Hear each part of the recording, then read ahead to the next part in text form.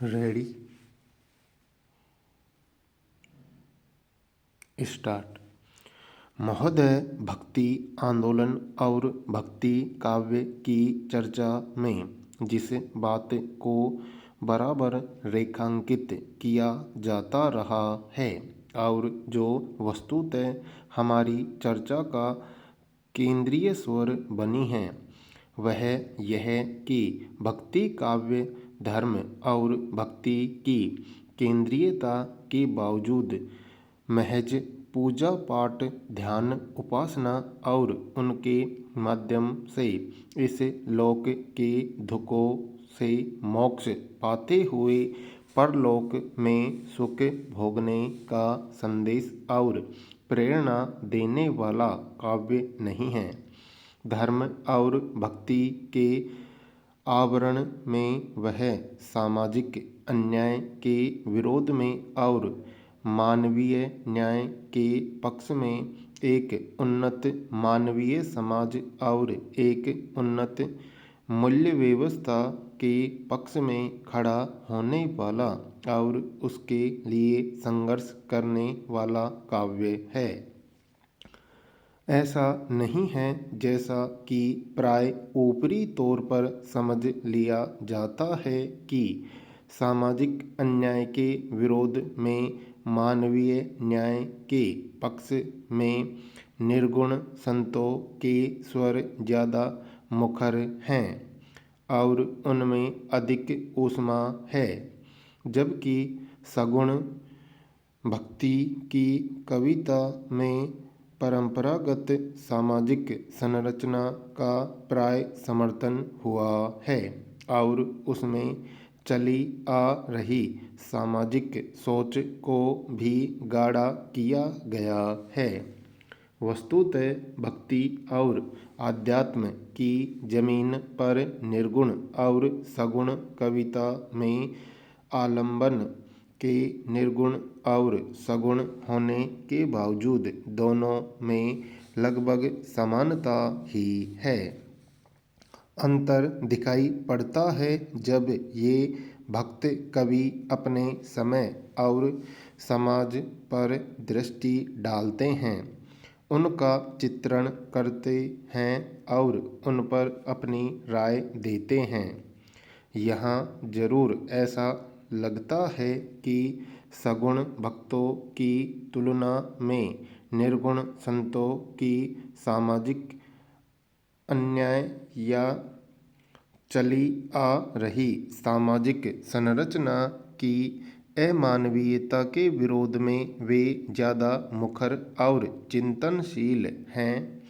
परंतु इस निर्णय पर पहुँचने के पहले हमें निर्गुण संतों और सगुण भक्तों की रचनाशीलता से समग्रता में साक्षात्कार करने की, उसे ऊपर ऊपर ही नहीं भीतर तक पढ़ने और सुनने की जरूरत है। लोक और शास्त्र से अपने अपने लगाव के चलते क्रमशः निर्गुण और सगुण कविता अपने अपने ढंग से सीमित और सीमाबद्ध जरूर हुई है। बदलते हुए समय ने भी उन पर अपने निशान लगाए हैं। निर्गुण और सगुण भक्तों का समाज दर्शन एक जैसा जरूर नहीं है, परंतु जैसा हमने कहा, बावजूद इसके अपनी सामाजिक चिंता में, अपने मानवीय सरोकारों में सगुण भक्त निर्गुण संतों से एकदम अलग थलग नहीं हैं। कविता महज विचार की नहीं होती, मनुष्य का इंद्रिय बोध और उसका भाव जगत भी उसका अभिन्न अंग होते हैं। वरन इन्हीं भूमियों पर कविता सही मायने में कविता बनती है और संवेदना के धरातल पर अपनी स्थायी पहचान बनाती है। जैसा कि हम आगे देखेंगे, विचार के स्तर पर सगुण भक्तों ने जो भी कहा और प्रतिपादित किया हो, भावबोध के धरातल पर, संवेदना के धरातल पर, चित्रण के धरातल पर, विचार के स्तर पर वे अपने कहे हुए से भिन्न मानव प्रेम, सामाजिक न्याय तथा उन मूल्यों को ही सामने लाते हैं जो निर्गुण भक्तों का प्रतिपाद्य है। महोदय, जरूरत इसीलिए सगुण और निर्गुण कविता को उसकी समग्रता में भीतर तक ताने और पहचानने की है। इसी क्रम में इन भक्तों और संतों के अंतर्विरोध भी हमारे सामने आते हैं। उनकी शक्ति और सीमा हमारे सामने उद्घाटित होती है। अगली पंक्तियों में हमारा लक्ष्य अंतर्विरोधों के बावजूद और उनके बीच से यह बताना होगा कि अपनी अपनी जमीन, अपनी अपनी शक्ति और सीमाओं के होते हुए भी सामान्यतः अपने समय के लिए और हमारे समय के लिए भी भक्ति कविता का सगुण और निर्गुण भक्ति कविता का महत्वपूर्ण सामाजिक सांस्कृतिक महत्व है। भक्ति काव्य की ये सामाजिक सांस्कृतिक उपलब्धियां इन भक्तों और संतों के अपने अपने समय और समाज से किए गए साक्षात्कार के क्रम में उनमें इनके द्वारा किए गए हस्तक्षेप के क्रम में और इनके अपने गहरे रचनात्मक आत्मसंघर्ष के क्रम में सामने आई है। इन उपलब्धियों के पीछे गहरी और कठोर साधना का एक जीवंत इतिहास है। उसकी अपनी सफलताएं, असफलताएं, असंगतियां और अंतर्विरोध हैं। कुल मिलाकर वे हमारी मूल्यवान विरासत हैं। आइए अपनी इस विरासत का हम खुले मन से जायजा लें। भक्ति काल और भक्ति काव्य की चर्चा करने वाले सभी विद्वानों ने उस युग को सामाजिक और सांस्कृतिक संक्रांति का युग माना है।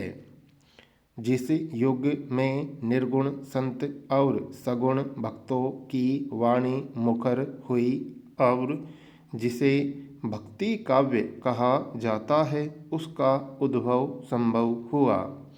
इस संक्रांति का मुख्य कारण भारत के सामाजिक सांस्कृतिक जीवन में इस्लामी धर्म मत का आगमन और प्रसार था। इस बात को लेकर आचार्यों में भले ही मतभेद हो कि भक्ति काव्य और आविर्भाव के मूल में इस्लाम का क्या और कैसा प्रभाव है। जहाँ तक चले आ रहे भारतीय समाज का सवाल है, यह सब स्वीकार करते हैं कि इस्लाम के आगमन ने उसे एक गहरा धक्का दिया। विभिन्न धार्मिक संप्रदायों में बटे हुए विद्यमान भारतीय समाज को एक व्यापक हिंदू धर्ममत के तले एकजुट होने के लिए विवश होना पड़ा। इस्लाम की ओर से आई सामाजिक सांस्कृतिक चुनौती को इसी प्रकार झेला जा सकता था और उसका प्रतिकार किया जा सकता था। विशृंखलित होती हुई समाज व्यवस्था पर भी ध्यान दिया गया और ऐसे रास्तों की खोज के प्रयास हुए जो भक्ति और अध्यात्म के संघर्ष संदर्भ में जनता के एक बड़े भाग को बिना किसी भेदभाव के आकर्षित करने और समेटने में सक्षम हो। सामाजिक स्तर पर भेदभाव विहीन सामाजिक संरचना का सवाल जटिल होने के नाते भले ही विचारणीय न बन पाया हो, परंतु धर्म तथा भक्ति के अगुआ लोगों ने, आचार्यों और धर्माचार्यों ने कम से कम भक्ति के धरातल पर मनुष्य और मनुष्य में भेद न करने की बात को जरूर उठाया और युग की अपनी विशेष स्थिति के संदर्भ में वे इस अभियान में बहुत कुछ सफल भी हुए। उनकी इस सफलता को निर्गुण संतों की रचनाशीलता और सोच को परिलक्षित भी किया जा सकता है।